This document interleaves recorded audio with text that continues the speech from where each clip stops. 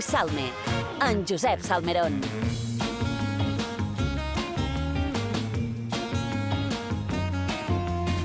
I seguim atento, ja ho heu escoltat, és el moment del Living Salme amb en Josep Salmerón. Com estàs, Perla? Hola, caris! Com esteu vosaltres? Jo ara mateix Contents de veure't. Estic envoltat de dues persones que se'n van de vacances avui. Ai, No, com serà és així. això? Sí. Sí, me'n vaig de vacances! Ja teniu les ganes? Xisco, tu en tenies? En tenim. És que és molt fort. Els dies lliures sempre fan riure. No t'empaguesquis, o sigui, s'ha de dir amb la cara ben alta. Se pot No tenir me ganes. n'empagués. No, Senzillament que considero sí. que no és matèria radiofònica. No.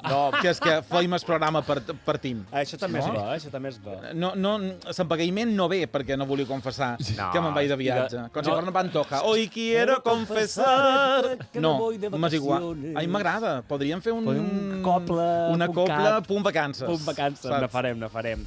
Mem, jo també me'n vaig de vacances i per això no volia anar-me'n sense parlar, perquè ja va sent hora en aquesta secció, que en el Living Salme toca parlar d'un tema, quin Del, tema. Oh my qual, God. del qual ningú ha parlat. De ningú ha parlat. Al Manco, aquí se n'ha parlat poc, en general del Tento. No, pinzellades, molt poques Massa greu. pinzellades. N'Agüero ja n'ha d'acord. parlat un parell de Sí. pits, però ha donat la darrera hora ella. Sí. I nosaltres Això ho vàrem sí. comentar el primer dia, però ens feia Ho falta sé. un analista com tu. Un analista com jo, un tema que ha tingut a molta gent pendent, com vau dir, de cada notícia que se'n parlava, un tema escabrós, controvertit, i que per ventura, amb la bauxa de l'estiu, també ha estat un tema molt esbiaixat i ironitzat a nivells de mem. Posem, no mem de mem, sinó de mem de No, meme. ja. Mem, què hem de fer? No. Que No, de- mem, això és com per ets, dir-ho- clar, és Què un t'agrada? apunt. Què t'agrada una facècia?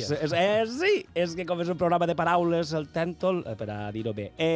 Posem la sintonia que he preparat, és una sintonia que m'ha costat molt trobar-la, i ara en parlam d'aquest tema.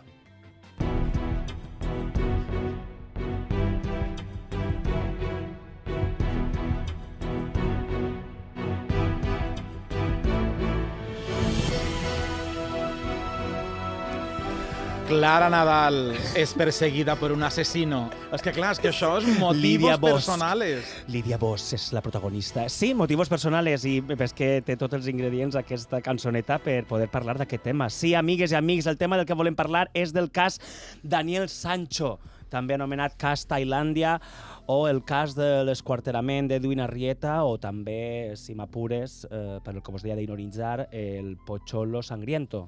També s'ha dit en alguns llocs, en alguns podcasts. S'ha dit de tot. Sí, sí. El passat, com ja sabeu, el passat dissabte, dia 5 d'agost, després de dinar, se'n recordeu? Esteu dinant en aquell Això sí que dissabte, ho vaig 5 dir jo d'agost? aquí en directe, que en Josep Salmerón va votar Vas de la votar taula en perquè- exclusiva. El dinar de Sí. de Tèntol varen cantar bingo Sí. en l'escorterament Perquè de Nedwin Arrieta. Al fil de la notícia, ahir menjant un bon calamar, mos va arribar un calamarsó a les notificacions del mòbil d'una notícia que era aquesta, que era la confessió d'un espanyol famós o fill d'un actor espanyol que havia confessat un crim, esquarterar un metge cirurgià colombià. Eren aquestes els primers titulars i, com ja veieu, el que contava és que la policia, després d'una investigació i d'haver-li fet una entrevista, finalment va confessar el crim pel que deia la policia, per un tema passional, i això ja tenia un poquet de xitxa, no? Anem a dir-ho així. Però l'assassí confés diu que ho va fer perquè se sentia hostatge de la seva presumpta relació de fa un any amb la víctima Edwin Arrieta, de 44 anys. Des d'aquell moment vaig saber que aquest cas seria molt mediàtic per tots els ingredients que conté la notícia. Tenia ahir molt És que jo he de dir que en Josep Salmerón troc que se va com a... En aquell moment vaig dir, se va animar més del compte, vaig trobar, però i realment, i no, s'ha demostrat que aquí hi havia un cas que realment... És que, dic, jo quan vaig veure que n'hi havia un tema gay, dic, oi, aquí hi ha mariconeo. Claro, això me pilla més de prop, no, Josep Salmerón, Xisco? estimat, 16:46. Sí, ja anem. No, horari infantil. Però que dic Sí, gay. no per- Aquí hi ha homosexualitat. Sempre paraules esquellets. Però aquí també, és igual. Ja sabem que després de confessar el crim i a passar a disposició judicial, el jutge el va enviar a presó, on es troba ara, i que la policia, després de 10 dies d'investigació, aquest mateix dimarts, va presentar en una mediàtica roda de premsa tots i cadascuna de les proves i els indicis per concloure que l'assassinat d'Arrieta va ser premeditat i que Sancho el va apunyalar abans d'esquarterar-lo. Com veieu, en poc mancó d'un minut vos he explicat aquí la situació del cas, però és evident que surten moltes preguntes. Per què ho va fer? Per què d'aquesta d'aquesta manera, quina relació tenien, preguntes que de vegades no tenen una resposta concisa o amb prou fonament, i al final s'acaben fent elucubracions. I d'això se n'ha fet i molt a programes de televisió, i precisament d'això vos vull parlar. Quin tractament ha tingut la televisió sobre aquest cas? Això mateix li ho he demanat a Sebastià Munar, com sabeu és director del programa dels Horabaixes d'IV3 Televisió, els 5 dies, i això és el que m'ha contestat. A veure, el tractament mediàtic era bastant previsible, sobretot en aquesta època en què vivim d'immediatesa i de començar en el principi, sobretot el mateix dia que va sorgir la notícia, d'entrar molt, podríem dir, com es morbo.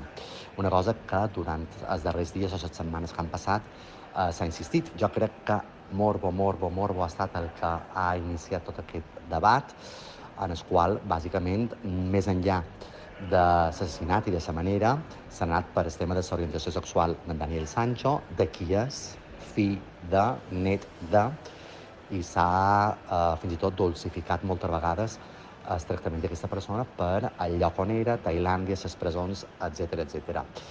Això, des del punt de vista, podríem dir, més groguenc i sensacionalista que la majoria de les televisions han caigut, i també mitjans escrits.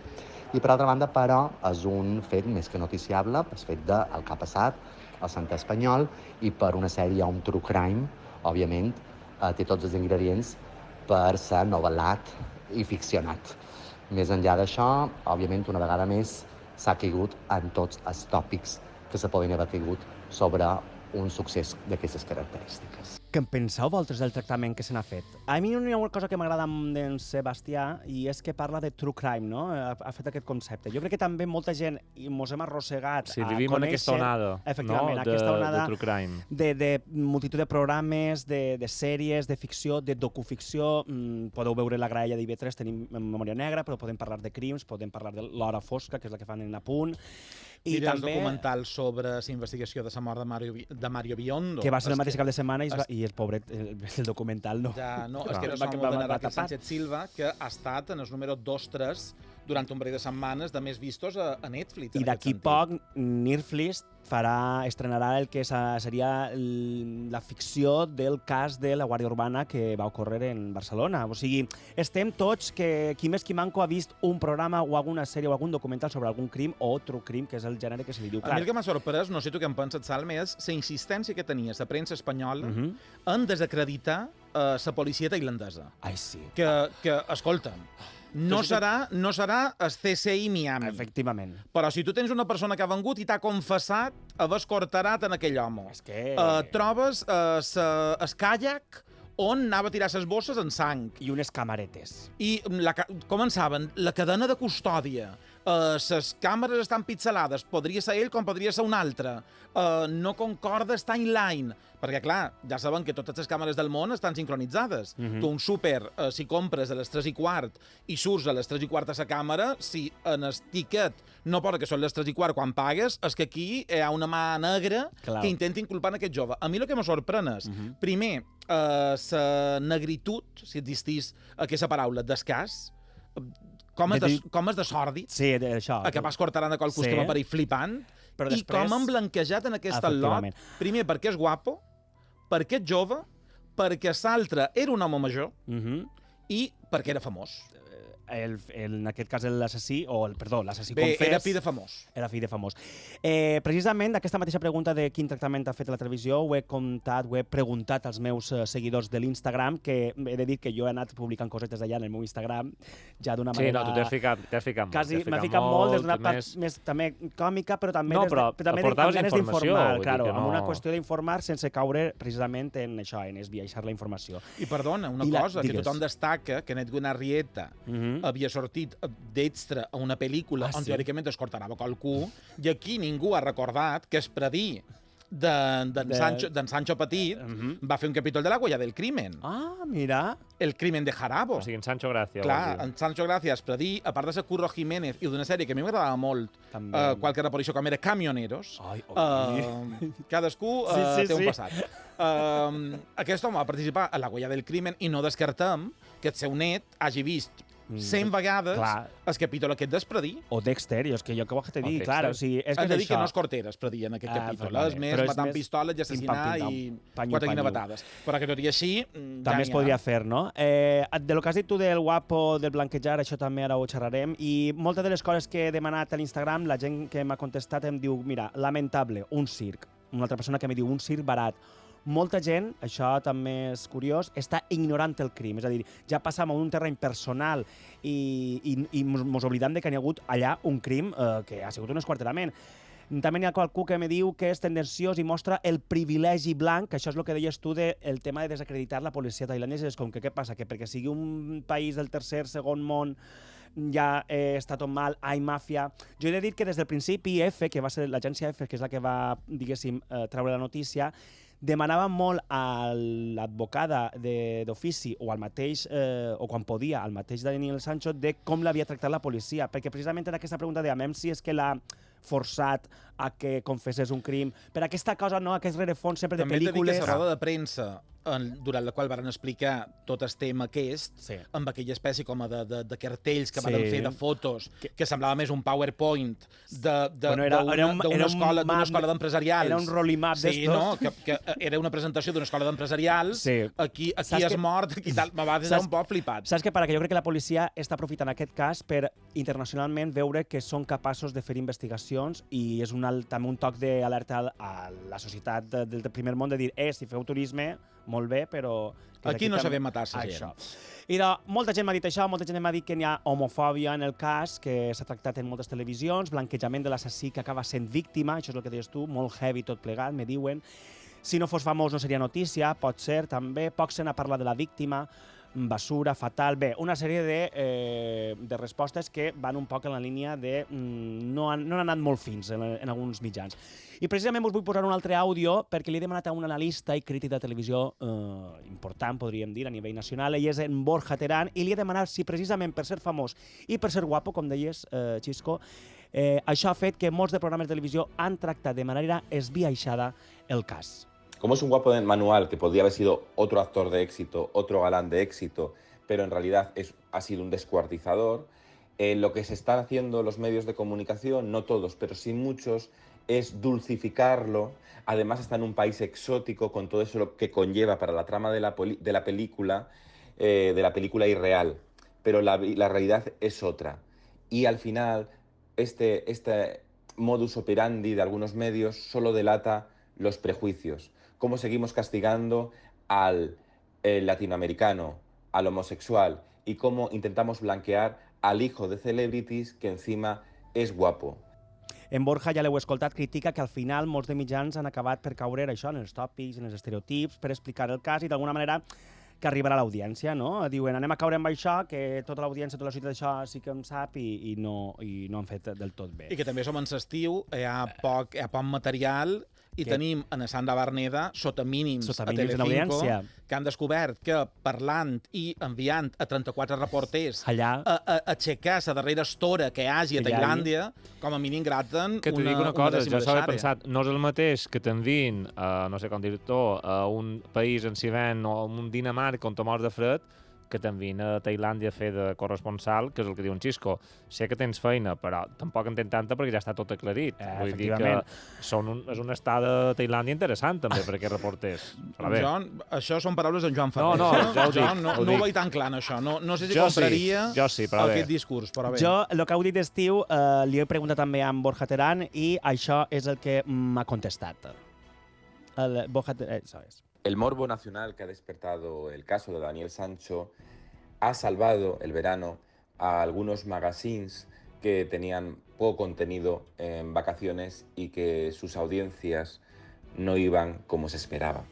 Pero en realidad el asunto es tan tétrico y tan trágico que tiene los componentes para subir las audiencias de la curiosidad española en cualquier mes del año. Ja veieu, o sigui, és que aquest tema realment, si hagués sigut Paco o un home de València que se'n va anar allí i es quartera a un altre Paco de Colòmbia... I lleig com una mala cosa? anem a dir-li que és guapo també, però no és tan famós el que sigui. Per Ventura s'haguera informat, però des d'una vessant més d'un format d'informatius, d'un format més, diguéssim, anem a dir-li, de notícia sèria. Aquí el que passa és que ha transcendit a magazins que li han donat... I quan te dic una cosa, te'n dic una altra. No ha de ser fàcil, Sant Rodolfo Sancho. No. Un home que tenia una vida construïda, actor, conegut... Lo darrere ha sigut sa mare. Sa mare avui, la mare de Daniel Sancho, l'ha visitat avui per segona vegada, i ha parlat als mitjans que estaven allà i ha dit que, perquè han demanat com s'encuentra i fa, bueno, és que ningú està preparat per a una situació així. Ella ha fet declaracions, ja. Ha fet declaracions, res... Creus que en Rodolfo Sancho també farà declaracions? No. Han nomenat un portaveu, cosa que jo trobo que està molt bé, perquè el Manco, aquella dona, està peregrinant cada dia. Ella viu entre 3 Media i Telecinco, aquesta doneta, perquè està per tot, espejo públic. La de la... Sí, aquesta portaveu, que és que no té hores al dia per poder tenir en aquesta... Jo crec que per això s'ha quedat a casa seva i connecta per tot per Skype. Se va muntar com una mena de mini plató dins casa seva, i jo que connect en qui sigui necessari. I també les televisions en seguida ho fan. Amb tot, voldria fer una crida, amics i amigues, i és que sobre el cas, a l'àmbit purament científic, encara queda saber l'autòpsia d'Edwin Arrieta i que a la presó de Koh Samui, al sud de Tailàndia, continua empresonat de manera preventiva en Daniel Sancho a l'espera de celebrar-se el judici. Així que, a tota l'audiència, amors meus, ja no hi ha més informació al respecte. Tot allò que es publiqui o s'informi pot ser altament susceptible de ser material morbós, que no aclarirà res del succés i que l'únic que segurament provocarà és aixecar encara més rumors.